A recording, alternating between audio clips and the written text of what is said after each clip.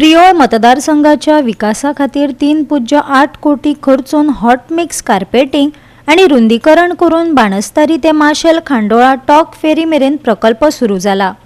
प्रियोळ मतदारसंघान दिसान दीस खंय तरी काम एक शुभारंभ किंवा उद्घाटन गेली कित्येक वर्सां जायत आसा। ताचें कारण का म्हणल्यार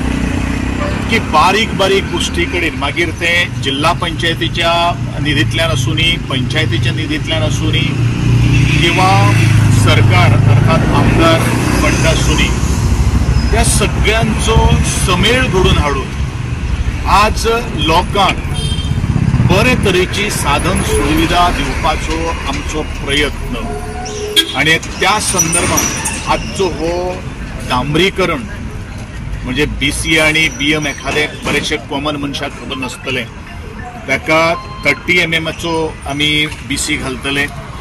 आणि ह्या संदर्भात जवळ जवळ 3.95 लाख रुपये खर्च करून डिस्ट्रिक्ट फंडांतल्यान हो आज रोड आमी घेतलो। आज